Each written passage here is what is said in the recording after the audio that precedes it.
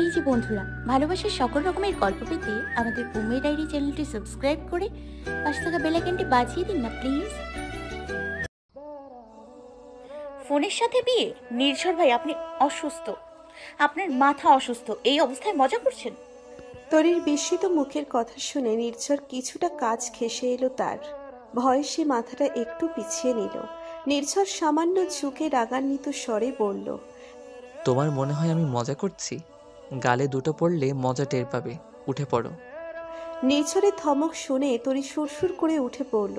সে অদ্ভুত দৃষ্টিতে নির্ঝরের দিকে তাকিয়ে আছে। নির্ঝরের কার্যকলাপ, কথাবার্তা সব খাপছাড়া, কেমন অসংলগ্ন তার ব্যবহার। তার হুট করে ভয় লাগতে শুরু করলো এই ছেলেটিকে। নির্ঝর আর অপেক্ষা করলো না, হাঁটা শুরু করলো। কিছু দূর যেতেই পেছন ঘুরে দাঁড়িয়ে পড়ল।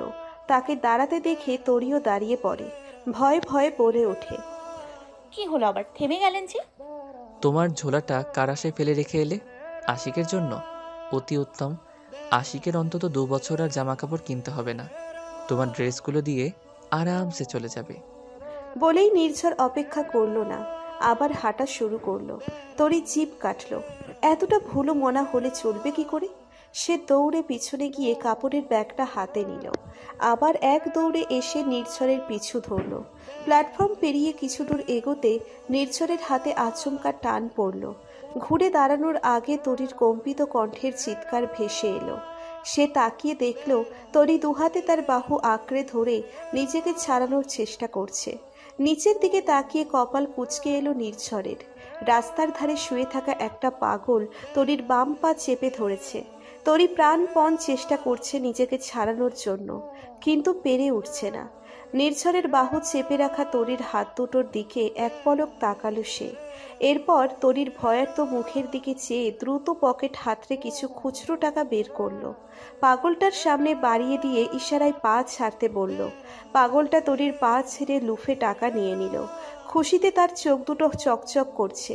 নির্ঝর তরির দিকে চেয়ে তাচ্ছিল্যের সুরে বলল, এই মাঝরাতে আমায় এতটা হেনস্থা করার জন্য তোমায় কি শাস্তি দেওয়া যায় বলো তো? তরি কাঁদো কাঁদো হয়ে নির্ঝরের বাহু ছেড়ে দিল। মাথা নত করে ধীর পায়ে এগিয়ে গেল। দুজন স্টেশন পেরিয়ে বড় রাস্তার কিছু দূর আসতেই তরি ক্ষীণস্বরে বলল, পানি খাবো নির্ঝর ভাই, গলা শুকিয়ে গেছে। নির্ঝরের পা থেমে গেল ক্ষণিকের জন্য। আর চোখে আলো অন্ধকারের খেলায় মেতে ওঠা মেয়েটির দিকে তাকালো। শুকনো ঢোক গিলে খুব দ্রুত চোখ সরিয়ে নিল। ছোট্ট করে শ্বাস নিয়ে তিক্ত কণ্ঠে বলল, পানি খাবো বললেই তো আর পানি পাওয়া যাবে না। প্রথমত আমি ব্রত করেছি তোমার বিয়ে না দেওয়া পর্যন্ত জল স্পর্শ করব না। দ্বিতীয়ত 4 ঘন্টা যাবৎ আমার পানি পিপাসা পেয়েছে, তবুও পানি দিয়ে গলা ভেজাচ্ছি না। সো তুমিও পানি পাবে না। কোথায় যাচ্ছি এখন আমরা? কাজী অফিস। নাম শোনোনি কখনো? না শুনলে শুনে নাও। আমরা এখন কাজী অফিসে যাচ্ছি, যেখানে বিয়ে পড়ানো হয়। সেখানে তোমার আর মুঠোফোনের বিয়ে হবে। বিয়ে শেষে ঢাকার উদ্দেশ্যে রওনা করব। ঢাকার কথা শুনে তরির পিলে চমকে উঠল। পেছন থেকে দ্রুত এগিয়ে গিয়ে নির্ঝরের পথ আগলে দাঁড়ালো। নির্ঝরের আবছা মুখের দিকে চেয়ে বলল, ঢাকাতে কেন যাব নির্ঝর ভাই? তোমার আর তোমার মুঠোফোন স্বামীর বাসর হবে ঢাকায়, আমার বাসায়। সিম্পল। নির্ঝর নির্বিকার ভঙ্গিতে উত্তর দিয়ে তরিকে পাশ কাটিয়ে সামনে এগিয়ে গেল। কয়েক সেকেন্ড তরি নিস্তব্ধ হয়ে দাঁড়িয়ে রইল। সে দ্বিধাদ্বন্দ্বে ভুগছে। নির্ঝরের ভাবভঙ্গি দেখে একবার মনে হচ্ছে সে সত্যি সত্যি তাকে মুঠো ফোনের সাথে বিয়ে দিবে। তৎক্ষণাৎ মনে হলো এটা নিছক মজা, বই কি কিছুই নয়। মজা ভেবে ব্যাপারটা উড়িয়ে দিল তরি। আর এ বিষয়ে ভাববে না সে। নিজেকে স্বাভাবিক রেখে সে ঘুরে আবার নির্ঝরকে অনুসরণ করলো। মিনিট 10 হলো নির্ঝর আর তরি একটা রুমে বসে আছে। টিন শেড বিল্ডিং, মোটামুটি ছিমছাম রুম। রুমে আসবাবপত্র বলতে একটা খাট আর একটা টেবিল। টেবিলে বেশি কিছু পুরনো কাগজ আর নথিপত্র। দেয়ালের সাথে গত বছরের একটা ক্যালেন্ডার ঝুলছে। রুমের মাঝামাঝি প্লাস্টিকের চেয়ারে বসে আছে নির্ঝর আর তরি। তরি কাপড়ের তৈরি ব্যাগটা কোলের ওপর নিয়ে উদ্গ্রীব হয়ে আছে। ঘন ঘন চোখের পলক ফেলে এসে একবার বহির্গমন গেটের দরজার দিকে তাকাচ্ছে, একবার নির্ঝরের দিকে তাকাচ্ছে। নির্ঝর চুপচাপ। পায়ের উপর পা তুলে নির্বিকারভাবে বসে আছে। চেয়ারের সাথে পিঠ লাগিয়ে সে ফ্লোরের দিকে চেয়ে আছে। কোনো কথাই বোধহয় বলার প্রয়োজন বোধ করছে না, অথচ তরির অনেক কিছু জিজ্ঞেস করার আছে, অনেক কিছু জানার আছে। সে কৌতূহল দমিয়ে রাখতে না পেরে বলে ফেলল, আর কতক্ষণ এভাবে বসে থাকবো? যতক্ষণ না কাজে আসছে। ফ্লোরে দৃষ্টি নিবদ্ধ করেই নির্ঝর চটপট উত্তর দিল। তরি সাংঘাতিক ভয় পেয়ে গেল। শেষমেশ তার মান সম্মান কিছুই রইল না। ফোনের সাথে এত ঘটা করে তাকে বিয়ে দিয়ে দিবে নির্ঝর তা এখনো বিশ্বাস করতে পারছে না। সে অনুনয়ের সুরে বলল, আমার ভুল হয়ে গেছে নির্ঝর ভাই, মাফ করে দিন, প্লিজ মাফ করে দিন। নির্ঝর চোখ তুলে তাকালো। তরির অশ্রুসিক্ত চোখের দিকে চোখ পড়তে একটু নড়ে উঠল। খোলা দরজা দিয়ে কিছুক্ষণ চেয়ে বাইরের পরিস্থিতি ঠাউর করার চেষ্টা করলো। ওপাশে নিস্তব্ধ দেখে মুখ ঘুরিয়ে নিল। ছো মেরে অহির হাতের ফোনটা ছিনিয়ে নিল সে। গলা খাকারি দিয়ে বলল, কাজী সাহেব যেহেতু আসতে একটু লেট করছে, সেহেতু আমি বিয়ে পড়ানো শুরু করি, কি বলো? না। চুপচাপ যা যা করতে বলবো সেটা করবে। তরির ভয়াতুর দৃষ্টি সম্পূর্ণ উপেক্ষা করে নির্ঝর বলা শুরু করলো, তোমার আশিকের ফুল নেম যেন কি? আচ্ছা বাদ দাও, আমি বলছি। সিলেটের হবিগঞ্জ নিবাসী জনাব আশিক কান্টুর একমাত্র প্রিয় বস্তু মোবাইল ফোন। একটা জলজান্ত সুদর্শন পুরুষ নির্জর শাহরিয়ারকে দেনমোহর রেখে একই এলাকার তোফাজ্জল হোসেনের একমাত্র কন্যা মিস তাহনুবা মেহের তরিকে বিবাহ করিতে আসিয়াছে। মনে প্রাণে তাহাকে স্বামী হিসেবে গ্রহণ করিলে বলো তরি কবুল? তরি হা হয়ে নির্ঝরের মুখপানে চেয়ে আছে। নিজেকে তার কেমন অনুভূতি শূন্য মনে হচ্ছে। কোলের উপরের ব্যাগটা অনেক আগে খসে পড়েছে। সে বিড়বিড় করে বলে উঠল, আপনি পাগল হয়ে গেছেন, আপনি পাগল হয়ে গেছেন। নির্ঝরের কান অব্দি সে কথা পৌঁছলো কিনা কে জানে। সে আগের থেকে দ্বিগুণ উৎসাহ নিয়ে বলল, 3 বার কবুল বলো। বলছো না কেন? বলবো না। তরির স্পষ্ট সুর শুনে মুহূর্তেই নির্ঝরের মুখভঙ্গি পাল্টে গেল। চোখে মুখে এসে ভর করল রাজ্যের সমস্ত রাগ। দাঁত কিরবির করে সে বলল, থাপ্পড় খাবে নাকি কবুল বলবে? বলবো না কবুল, আপনি একটা মানসিক রোগী। নির্ঝর আর কথা বাড়ালো না। শটান উঠে দাঁড়িয়ে পড়ল। দাঁত চেপে তরির দিকে কষিয়ে হাত উঠালো থাপ্পড় মারার জন্য। শেষ মুহূর্তে তরি মাথা সামান্য ঘুরিয়ে মুখ ঢেকে ফেলল। একটুর জন্য তার গালে থাপ্পড় পড়ল না। ভয় পেয়ে সে কেঁদে দিয়েছে অলরেডি। কাঁদতে কাঁদতে নির্ঝরের দিকে চেয়ে সে পরপর 3 বার বলল, কবুল, কবুল, কবুল। নির্ঝরের ঠোঁটের কোণে বরাবরের মতো স্মিত হাসি ফুটে উঠল। ফিচেল হেসে ফের চেয়ার টেনে বসে পড়ল। ফোনটা নেড়ে চেড়ে বলল, তোমার বর তো বোবা, এ তো কবুল বলতে পারবে না। এর হয়ে আমি বলে দিচ্ছি। আর দেনমোহন হিসেবে আজ তো আমি আছি। তোমার বর মারা গেলে বা তোমাদের ডিভোর্স হয়ে গেলে দেনমোহর হিসেবে আমাকে পাচ্ছ তুমি। কত লাকি তুমি দেখেছো? একটু বলে মেকি হাসল নির্ঝর। গলার টোন পাল্টে তরির দিকে চেয়ে 3 বার কবুল বলল। তারপর ভ্রু উঁচিয়ে ফোনটা তরির সামনে রেখে বলল, আজ থেকে তোমরা স্বামী স্ত্রী। কিন্তু তোমার বড়ই দুর্ভাগ্য তরি, মাত্র বিয়ে হলো অথচ এখনই তোমার এত প্রিয় স্বামীকে হারাতে হবে। বিধবা হয়ে যাবে তুমি। আহারে! তরির কথার ঝুলি যেন শূন্য হয়ে গেছে। সে শুধু অবাক হয়ে নির্ঝরের কর্মকাণ্ড দেখছে। নির্ঝর তার থেকে দৃষ্টি সরিয়ে ফোনের সিম খুলে ফেলল। সিমের এপিট ওপিট দেখে হঠাৎ করে অল্প একটু চাপে ভেঙে 3 টুকরো করে ফেলল। ঠোঁটের কোণে ফিচেল হাসি ধরে রেখে বলল, বড়ই দুঃখজনক ব্যাপার। বিয়ের প্রথম রাতে তোমার স্বামীর হার্ট অ্যাটাক হয়ে গেল। এবার সে মারা যাবে, তুমি বিধবা হবে। চিন্তা করো না, তখন তোমায় আমি বিয়ে করব। বিধবা বিয়ে করা পুণ্যের কাজ। বলেই নির্ঝর 1 সেকেন্ড অপেক্ষা করল না।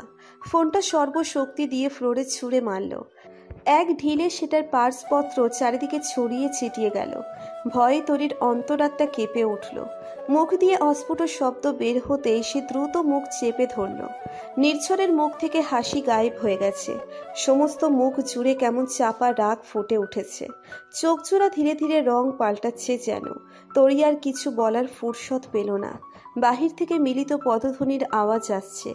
নির্ঝর গলার স্বর উঁচু করে ডাকল, আঙ্কেল, ভেতরে আসুন আর তাড়াতাড়ি করে সব প্রসেস কমপ্লিট করুন।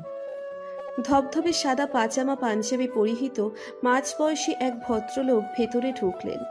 মুচকি হেসে তিনি দাড়িতে বার কয়েক হাত বলিয়ে মাথার টুপি ঠিক করলেন। এগিয়ে গিয়ে টেবিলে চেয়ার টেনে বসে পড়লেন। প্রায় সঙ্গে সঙ্গে 3জন লোক এলো। এসেই নির্ঝরের সাথে কুশল বিনিময় করল। এদের মধ্যে দুজনকে তরি চেনে, ফুপির বাসায় একবার দেখেছিল। তার কৌতূহল ভাব কাটতে না কাটতে টুপি পরিহিত কাজী সাহেব বিয়ে পড়ানো শুরু করলেন। বাসস্ট্যান্ডের দিকে এগোতে এগোতে নির্ঝরের ভেতর বড়সড় পরিবর্তন ঘটল। যে অনুভূতিগুলো এতদিন নিজের মনের গহীনে চেপে রেখেছিল সেগুলো যেন একের পর এক বের হয়ে আসছে। বন্দি দশা থেকে একের পর এক ডানা মেলে ছুটছে। সে যেন হাওয়ায় ভাসছে। নিজেকে পৃথিবীর সবচেয়ে সুখী ব্যক্তি মনে হচ্ছে। তার জীবন সার্থক, সার্থক তার বেঁচে থাকা। পাশের এই তরুণীটি যে এখন তার বউ, তার বউ, নির্ঝর শহরিয়ানের বউ। নির্ঝরের বুকের ভেতর চাপা আনন্দ খেলে যাচ্ছে। ভেতরে ভেতরে সে প্রবল উত্তেজিত, খুশির জোয়ারে ভেসে যাচ্ছে। কিন্তু বাইরে থেকে তার মুখ দেখে বিন্দুমাত্র কেউ আঁচ করতে পারবে না যে সে এতটা খুশি। যেমনটা তরি পাচ্ছে না। সে এক পা দুপা করে হাঁটছে আর ভীত সন্ত্রস্ত চোখে নির্ঝরের দিকে তাকাচ্ছে। বাস কাউন্টারে পৌঁছানোর পর তরি হাঁসফাঁস করে বলল, মানে বলছিলাম কি, আজ ঢাকা না গেলে হবে না? আমি ঢাকা যেতে চাই না। তাহলে কোথায় যেতে চাও? ফুপির বাড়ি তোমার বাবার লাঠি নিয়ে বসে আছেন, পিটিয়ে তোমার গায়ের চামড়া তুলবে। আর তোমার বাপের বাড়ি তোমার চাচারা দা কোড়াল নিয়ে দাঁড়িয়ে আছে, গেলেই কেটে পিস পিস করে ফেলবে। কোন বাড়ি যেতে চাও বলো? নির্ঝরের গলার স্বর কিছুটা উঁচু ছিল। বদলেতে বেশ কিছু কৌতূহলী মুখ তাদের দিকে তাকালো। সবাই রাতের সফরকারী। নির্ঝর চারপাশে একবার নজর বুলিয়ে গলার স্বর নিচু করল। চিবিয়ে চিবিয়ে বলে উঠল, বলো কোথায় যাবে? লাঠির আঘাত খাবে নাকি চাচাদের হাতের মাইর? তরির চোখ ফেটে জল বের হলো এবং প্রথমবারের মতো উপলব্ধি করলো সে কত বড় ভুল কাজ করেছে।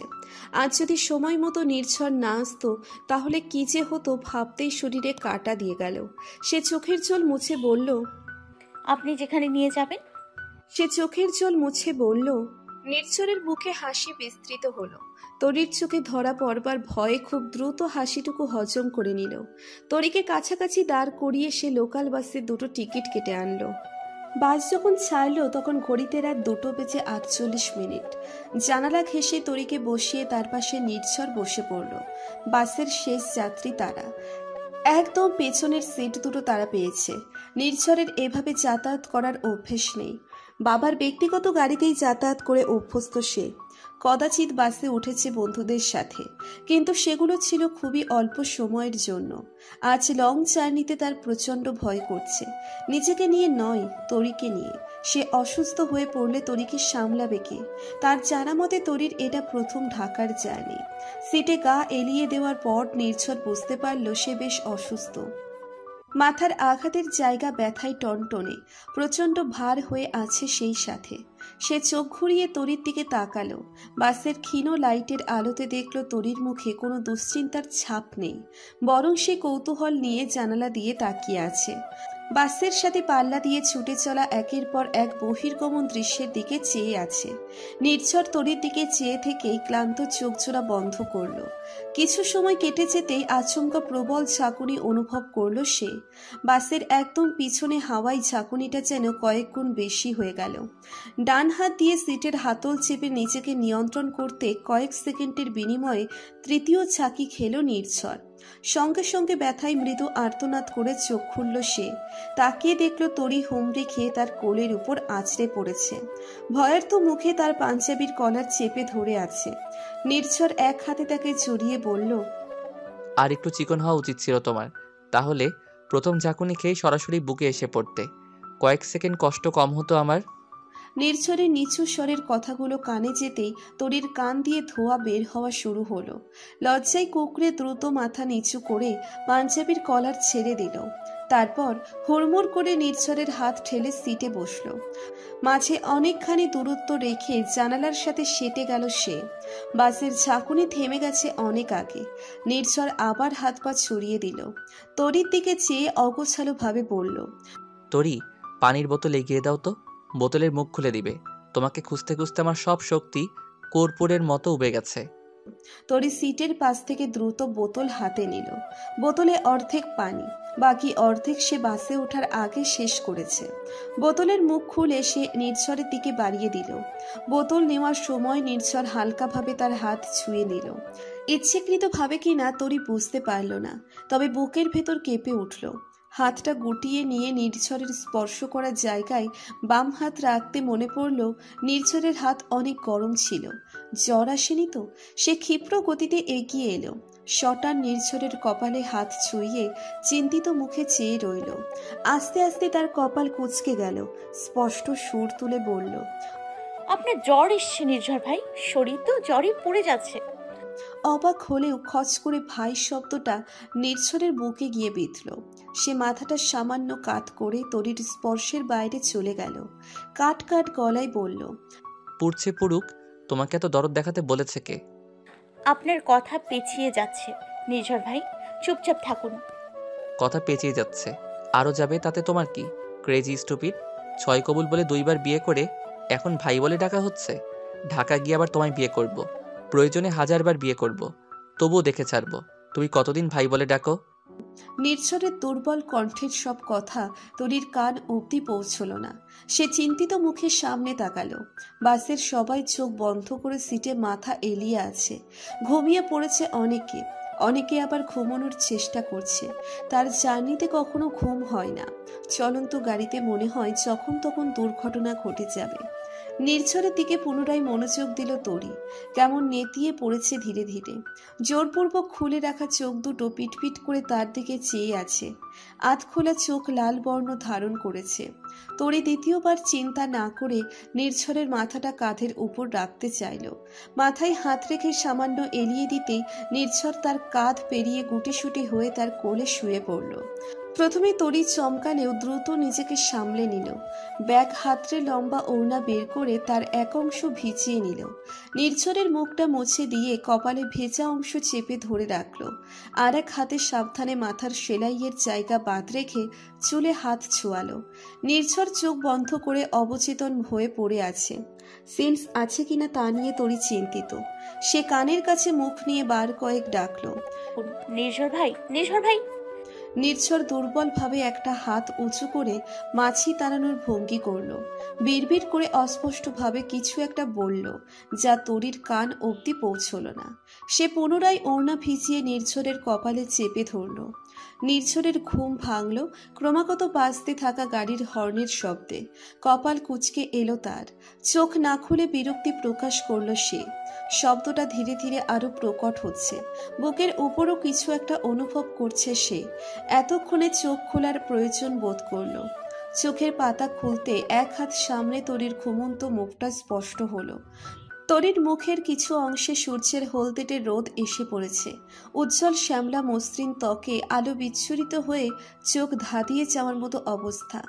জানালা দিয়ে আসা হালকা ঝিরিঝিরি বাতাসে কানের দুপাশের অল্প কিছু চুল উড়ছে। দীর্ঘক্ষণ মুগ্ধ হয়ে ঘুমন্ত মুখের দিকে চেয়ে রইল সে। হুঁশ ফিরতেই চোখ সরিয়ে নিল সে। অনেকক্ষণ হলো তরির কোলে এভাবে শুয়ে আছে। নিশ্চয় পা ব্যথা হয়ে গেছে মেয়েটার। ধুর, কোথায় সে তরিকে আগলে রাখবে তা নয়, নিজেই পড়ে পড়ে ঘুমিয়েছে। তরির ঘুম যাতে ভেঙে না যায় সেজন্য নির্ঝর অতি সতর্কতার সহিত ওঠার চেষ্টা করল। মাথা সামান্য উঁচু করতে বুঝতে পারল তরি ডান হাতে তার বুকের কাছের পাঞ্জাবির অংশ শক্ত হাতে আঁকড়ে ধরে আছে। দিনের শুরুর প্রথম হাসিটা তার ঠোঁটের কোণে ফুটে উঠল। সে বেশ বুঝতে পারছে আজকের সকাল থেকে তার নব্য জীবনের সূচনা হলো। আজ থেকে এই মেয়েটা প্রতিনিয়ত তার হাসির কারণ হবে। 1000 বার তার প্রেমে পড়তে বাধ্য করবে। তার সযত্নে আঁকড়ে রাখা সবটুকু ভালোবাসার সাক্ষী হবে। তরির হাতটা সাবধানে ছাড়িয়ে নির্ঝর উঠে পড়ল। তরি যৎ সামান্য নড়ে চড়ে আবার ঘুমের অতলে তলিয়ে গেল। নির্ঝর আড়ামোড়া ভেঙে জুৎসই বসল। নিজেকে অনেক ঝরঝরে লাগছে। জ্বর নেই, যদিও পেটের কোনায় ক্ষুধার অস্তিত্ব টের পাচ্ছে। তবুও ঘুমটা প্রচুর কাজে দিয়েছে। বাস চলছে মাঝারি গতিতে। নির্ঝর তরির মাথাটা কাঁধে চেপে এক হাতে হালকা করে আগলে রাখলো। ফোনটা হাতে নিয়ে সময় দেখল। অনেক বেলা হয়ে গেছে। বাস নির্দিষ্ট গন্তব্যে পৌঁছতে আর বেশি দেরি নেই। বাস থামার মিনিট 2 আগে নির্ঝর ক্ষীণ স্বরে তরিকে ডাকলো। দুবার ডাকতেই তরি ধরপড় করে উঠে পড়ল। সচকিত হয়ে চারিদিকে তাকালো। নির্ঝর তাকে আশ্বস্ত করে বলল, রিল্যাক্স তরি, আমরা পৌঁছে গেছি। কোথায় পৌঁছে গেছি? আপাতত তোমার সেকেন্ড হাজবেন্ডের বাসার কাছাকাছি। তরি নিজের মাঝে ফিরল। কোনো উত্তর না দিয়ে সে জানালা দিয়ে বাইরে তাকালো। কয়েক সেকেন্ড যেতেই সে নির্ঝরের দিকে তাকিয়ে চিন্তিত কণ্ঠে বলল, আপনার জ্বর জ্বর কমেছে? নির্ঝর মাথাটা তরির মুখের সামনে এগিয়ে দিয়ে বলল, আমায় জিজ্ঞেস করছো কেন? আমি কি ডক্টর? নিজে পরীক্ষা করে দেখো। তরি কপাল কুঁচকে কিছুক্ষণ নির্ঝরের দিকে চেয়ে রইল। তারপর ডান হাতটা বাড়িয়ে হালকা করে নির্ঝরের কপাল ছুঁয়ে দিল। ছোট্ট শ্বাস ফেলে বলল, এখন জ্বর নেই। রাতের বেলা তাপমাত্রা এতটা বেশি ছিল যে ভয় পেয়ে গিয়েছিলাম। আবার বিধবা হয়ে যাবে কিনা তা নিয়ে চিন্তা হচ্ছিল, তাই তো? আপনি সবসময় মজা করার মুডে থাকেন কেন? খবরদার বাড়াবাড়ি করবেন না। করলে কি করবে? নির্ঝরের নির্বিকার একগুঁয়েমিতে তরির রাগ তরতর করে বেড়ে গেল। এই বৃষ্টির সকালে মনটা ধীরে ধীরে বিষিয়ে যাচ্ছে কেন? সে ডান হাতের একটা আঙ্গুল তুলে আবার গুটিয়ে নিল। এই ছেলের সাথে যত কথা কম বলবে ততই মঙ্গল।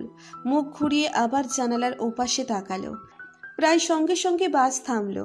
ওয়াশরুম থেকে ফ্রেশ হয়ে বের হলো নির্ঝর। গলায় ঝুলানো টাওয়েল দিয়ে হাত মুখ মুছে দেখলো তরির রুমে নেই। এগিয়ে গিয়ে বিশাল আকৃতির লম্বা ব্যালকনির এমাথা থেকে ওমাথা পর্যন্ত ঝুলিয়ে দেখলো তরি সেখানেও নেই। তার কপাল কুঁচকে গেল। তবে কি ওয়াশরুম থেকে এখনো বের হয়নি? সে গলা উঁচু করে ডাকলো, তরি, এই তরি। কোনো প্রত্যুত্তর আসলো না। সে আর ডাকলো না। ড্রেসিং টেবিলের সামনে দাঁড়িয়ে ঘুরে ফিরে মাথার ব্যান্ডেজগুলো পরখ করলো। তরির থেকে পাওয়া প্রথম উপহার তার। ভালোবাসার আঘাত। মুচকি হেসে সে রুম থেকে বের হলো। ড্রয়িং রুম চোখ পড়তেই নির্ঝরের মুখের হাসি গায়েব হয়ে গেল। তরি এখনো ফ্রেশ হয়নি, অথচ সে বেশ কয়েকবার তাকে ড্রয়িং রুমের সাথে লাগোয়া ওয়াশরুমে শাওয়ার নিতে বলেছে। অপরিষ্কার জিনিস যেমন তার পছন্দ নয়, তেমনি অপরিষ্কার মানুষও। তিনি তার অবচেতন মন কুডাক গাইছে, বারবার বলছে এতগুলো বছর ধরে যে মেয়েটা তার রাত জাগার একমাত্র কারণ, তার একলা রাজ্যের একমাত্র রানী, তার কল্পনার শহরের একমাত্র স্থায়ী বাসিন্দা, এই মেয়েটি কিছুটা অপরিষ্কার থাকতে পছন্দ করে। সে এগিয়ে গিয়ে তরির পিছনে দাঁড়ালো। তরি তার দিকে পিঠ রেখে খুব মনোযোগ দিয়ে খাবার খাচ্ছে। আসার পথে নির্ঝর কয়েক ব্যাগ খাবার কিনে নিয়ে এসেছিল। সে তরির পাশে গিয়ে দাঁড়ালো। ট্রাউজারের পকেটে হাত ঢুকিয়ে চোখ ছোট ছোট করে বলল, তুমি এখনো শাওয়ার নাওনি? তরির হাত থেমে গেল। এক পলক নির্ঝরের দিকে চেয়ে আবার খাওয়ায় মনোযোগ দিল। এক লোকমা বিরিয়ানি মুখে পুড়ে মাথা নেড়ে অসম্মতি জানালো, অর্থাৎ সে শাওয়ার নেয়নি। নির্ঝর চেয়ার টেনে তার পাশে বসে বলল, কেন? এত ঘন্টার জার্নি শেষে শাওয়ার নেওয়ার প্রয়োজন বোধ করলে না? আমি অসুস্থ শরীর নিয়ে গলা পর্যন্ত পানি দিয়ে ভেজালাম, আর তুমি? তরি চোখ উল্টে একবার নির্ঝরের দিকে তাকালো। নির্ঝরকে ভোরের শিশির ভেজা ঘাসের মতো স্নিগ্ধ লাগছে, ঝকঝকে তকতকে। ইতিমধ্যেই সে ড্রেস চেঞ্জ করে ফেলেছে। পরনে সাদা কালোর কম্বিনেশনের ট্রাউজার আর full sleeve black T shirt. সে চোখ সরিয়ে মুখের খাবারটুকু গিলে ফেলল। আহ, যা ক্ষুধা লেগেছিল না! তৃপ্তির ঢেকুর তুলে বলল, বাবা মা ফোন দিয়েছে। বাবা মা ফোন দিচ্ছে না কেন? মানে আমার বাবা মা, ফুপি, এরা তো কেউ খোঁজ নিচ্ছে না। আপনার মুখের কথা সবাই বিশ্বাস করে নিল। নির্ঝর নিচের প্লেটে খাবার ঢেলে বলল, ও নিয়ে তোমায় চিন্তা করতে হবে না। বড় মায়ের সাথে কথা বলে নিয়েছি।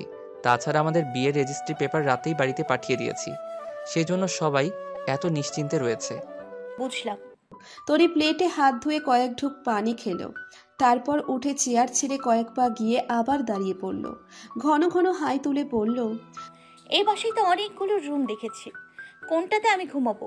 প্রচুর ঘুম পাচ্ছে। রাতে এক ছটাক ঘুমাইনি। ইম্পসিবল। এখনই ঘুমাবে মানে? আমার আর তোমার, অর্থাৎ আমাদের রুমে গিয়ে শাওয়ার নিবে, তারপর বিছানায় ঘুমিয়ে পড়বে। আমি বিকেলবেলা ঘুম থেকে উঠে শাওয়ার নিব। তরি এক মুহূর্ত অপেক্ষা করল না। ড্রয়িং রুমের লম্বা সোফায় পা ভাঁজ করে শুয়ে পড়ল। চোখ জোড়া বন্ধ করতে হাতে হ্যাচকা টান অনুভব করল। কপাল কুঁচকে তাকাতে নির্ঝর তাকে এক ঝটকায় কোলে তুলে নিল। সে হাত পা ছোড়াছুড়ি করতে করতে বলল, আপনি একটা ছাগল, মানসিক ছাগল, ছাড়ুন আমায়, নিচে নামান। নির্ঝর কোনো বাক্য ব্যয় করল না। নির্বিকার হেঁটে গিয়ে ওয়াশরুমে ঢুকে পড়ল। শাওয়ারের নিচে তরিকে দাঁড় করিয়ে বলল, নো ছোড়াছুড়ি। আমার ফুটো মাথায় পানি গেলে কিন্তু আবার বিধবা হয়ে যাবে তুমি। একবার বিধবা হলে আমার মতো মহানুভাবেরা বিয়ে করে, দ্বিতীয়বার বিধবা হলে কেউ বিয়ে করবে না। তরিকে এক হাতে চেপে ধরে শাওয়ার অন করলো সে। কয়েক মিনিটের ব্যবধানে তরি আধ ভেজা হয়ে গেল। সে বিস্ময় নিয়ে প্রশ্ন ছুড়ল, আপনি এখনো ওয়াশরুম থেকে বের হচ্ছেন না কেন? নির্ঝর শাওয়ার বন্ধ করে নিচু মাথা উঁচু করে তরির মুখের দিকে তাকালো। তরি ভ্রু কুঁচকে তার দিকে চেয়ে আছে। চুল বেয়ে জলের ধারা গড়িয়ে পড়ছে। ভেজা ঠোঁট যুগল তিরতির করে কাঁপছে। নির্ঝর শুকনো ঢোক গিলে তরির হাত ছেড়ে দিল। এক পা পিছিয়ে যেতে তার চোখ আটকে গেল তরির উন্মুক্ত ঘাড়ে, যেখানে আঙুলের নখের আঁচড় অনেকটা গভীর। নির্ঝর কপালের খাদ গভীরে করে কিছু একটা চিন্তা করলো। পরক্ষণে মুখে এসে ভর করলো চিন্তার ছাপ। গতকালকের কথা স্মরণ হলো তার। তরির ঘাড়ের আঁচড়ের দাগগুলো তো তার সৃষ্ট। মনে মনে নিজেকে গালিগালাজ করলো সে। ভেতরে সৃষ্ট অপরাধ বোধ থেকে মুক্তি লাভের জন্য কিনা জানা নেই তার। সে অতি আশ্চর্য একটা কাজ করে বসল। আচমকা এগিয়ে গিয়ে তরিকে দুহাতে জড়িয়ে ঘাড়ের ক্ষতের উপর ঘন ঘন কতগুলো চুমু খেলো। ব্যাপারটা ঘটল কয়েক সেকেন্ডে। সৎবিদ ফিরে পেতে সে ঝড়ের গতিতে তরিকে ছেড়ে ওয়াশরুম থেকে বের হয়ে গেল। তরি ওয়াশরুমে দরজা অল্প একটু সরিয়ে বাইরে উকি দিল। চারপাশে নজর বুলিয়ে দেখল নির্ঝর রুমে নেই। স্বস্তির নিঃশ্বাস ফেলে সে ভেজা কাপড়ে বাইরে বের হলো।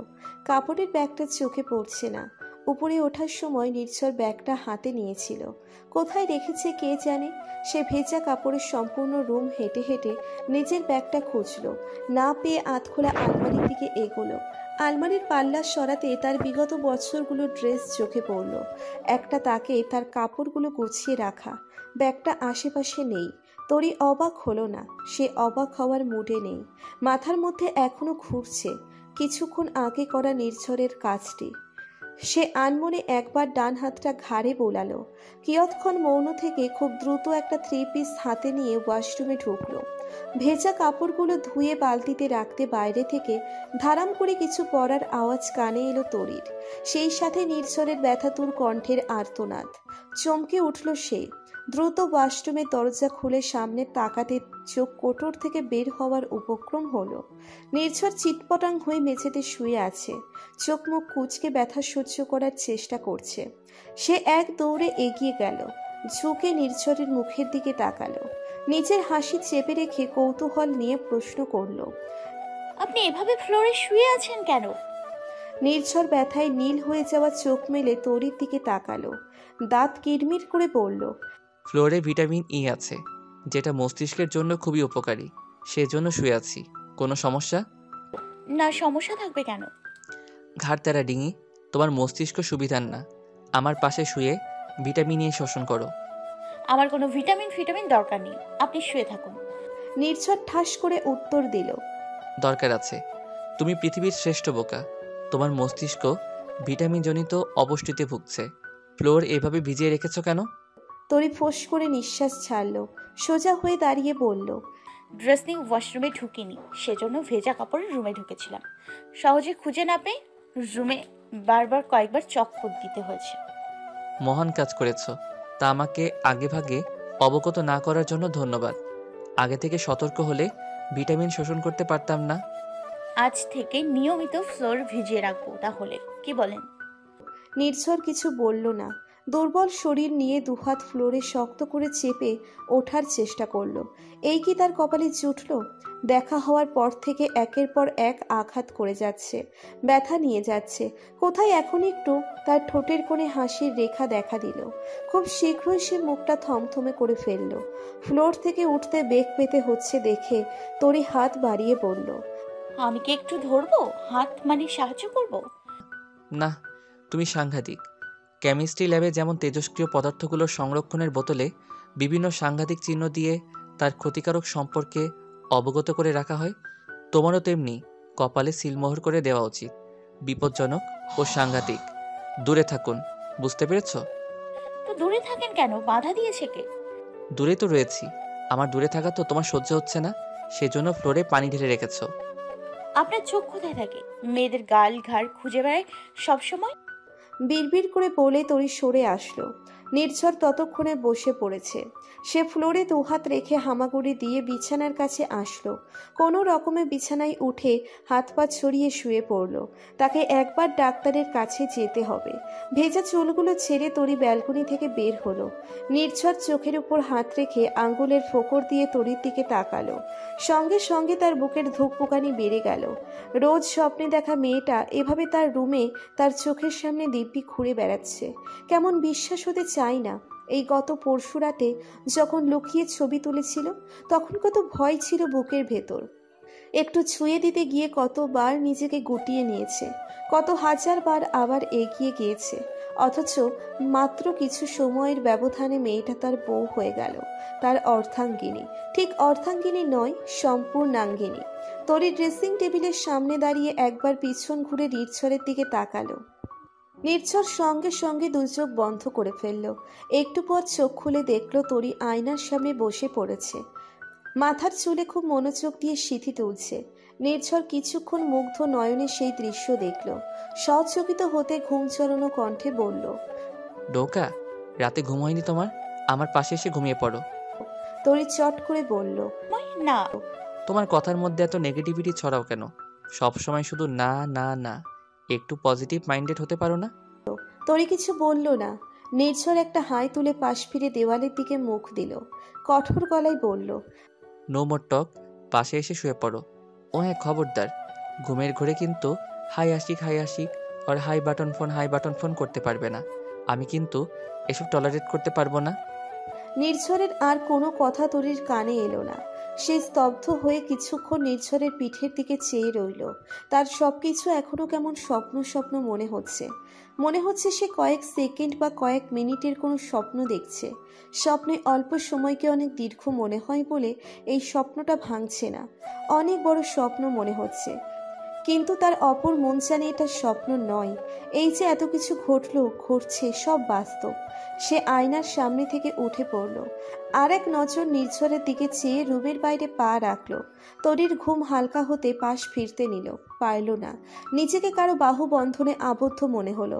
মস্তিষ্কের থ্যালামাস কাজ করতেই তড়িৎ গতিতে চোখ খুলল সে। চোখ খুলতেই নির্ঝরের ঘুমন্ত মুখের প্রতিচ্ছবি দৃষ্টিপটে ভেসে উঠল। তাকে বুকে জড়িয়ে ঘুমিয়ে আছে। তরির গা গুলিয়ে উঠল। সে তো ড্রয়িং রুমের সোফায় ঘুমিয়েছিল, নির্ঝরের বিছানায় এলো কি করে?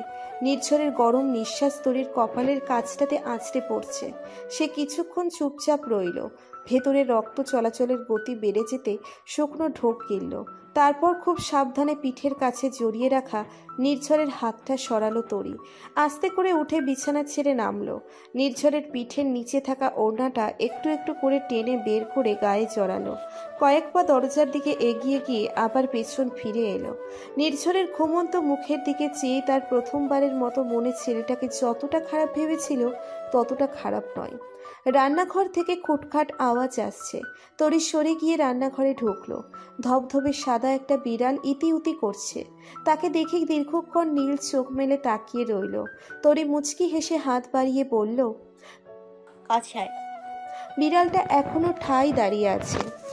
তরি ধীর পায়ে এগিয়ে গিয়ে ধরতে নিতে এক লাফে রান্নাঘরের খোলা জানালা দিয়ে পালিয়ে গেল। একটা দীর্ঘশ্বাস ফেলে সে ডেকচিতে গরম পানি তুলে দিল। চা বানাবে। তার গ্রামের বাড়ির মোড়ে মজনু চাচা চা বিক্রি করত। ছোট্ট খুপড়ির মতো দোকান ছিল। কি ভালো চা বানাতো মজনু চাচা। চায়ের ওপর দুধের স্বর ভাসত সব সময়।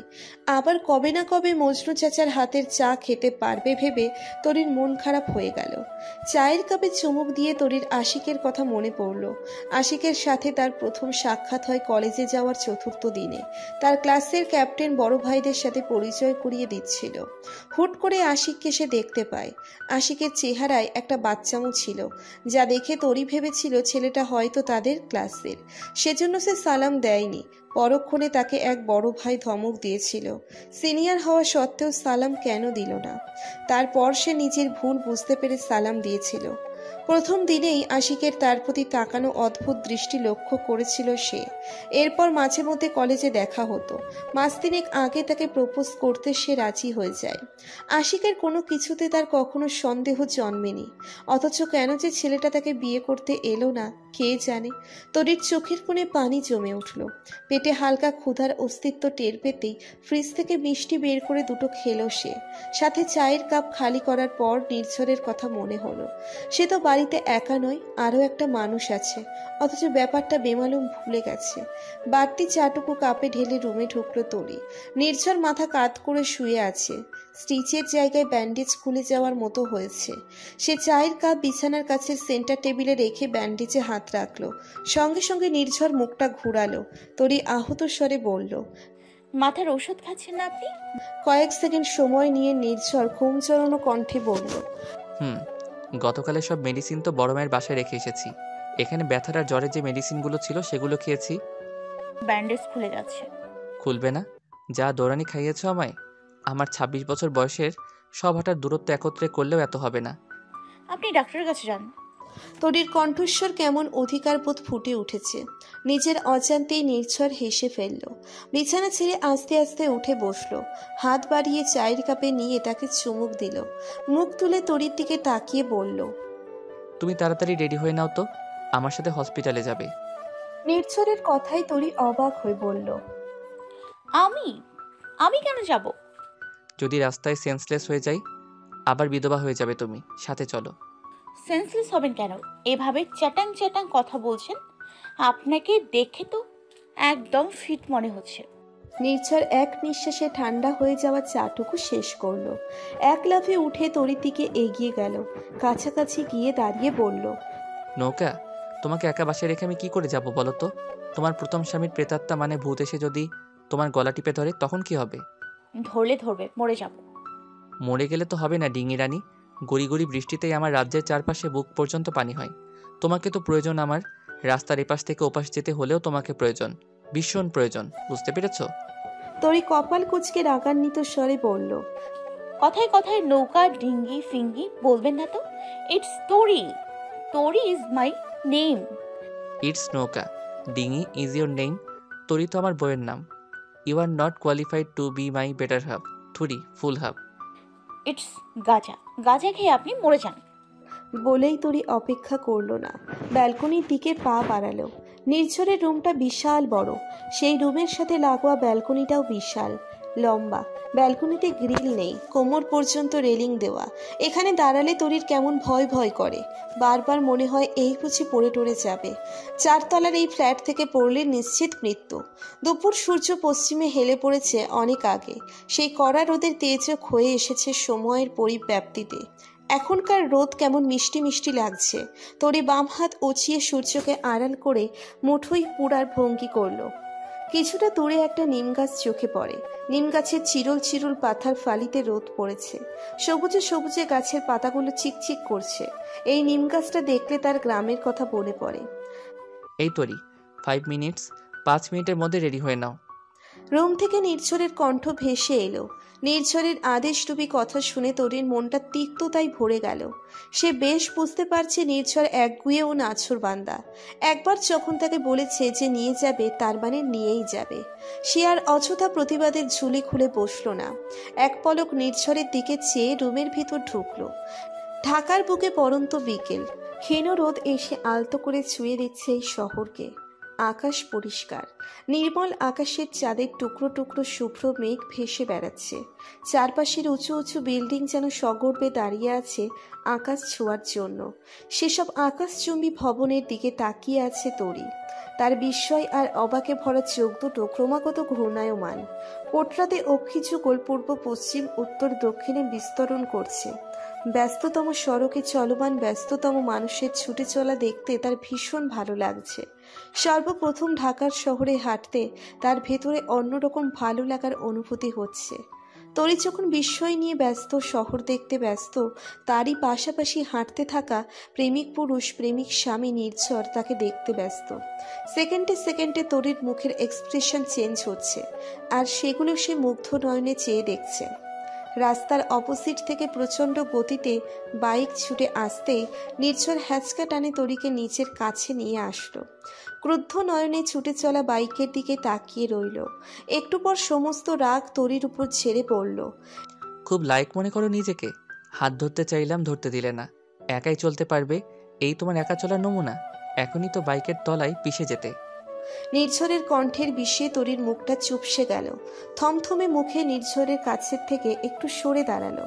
আশেপাশে নজর বুলিয়ে কাঁদো কাঁদো স্বরে বলল, চারপাশে কত মানুষ, এত মানুষের মধ্যে হাত ধরাধরি করে চললে সবাই কি মনে করবে? নির্ঝর হতাশ হয়ে গেল। এতক্ষণে তরির মনোভাব বুঝতে পারল। তার মানে লজ্জার জন্য দুবার হাত ধরতে নিয়েও ফিরে আসতে হয়েছে তাকে। সে অসহায় কণ্ঠে বলল, তোরই এটা ঢাকা শহর, এখানকার মানুষ এক একজন এক এক জায়গা থেকে এসেছে। সবাই নিজেদের নিয়ে ব্যস্ত, এদের চিন্তা চেতনা আত্মকেন্দ্রিক, কেউ কাউকে নিয়ে ভাবে না। সবাই যার যার জীবনযুদ্ধ পরিচালনা করতে করতে দিন শেষে হাঁপিয়ে উঠেছে। কে কাকে নিয়ে ভাববে বলো? আমরা হাত ধরে হাঁটলে বা আরও ঘনিষ্ঠ হলেও কেউ ফিরে তাকাবে না।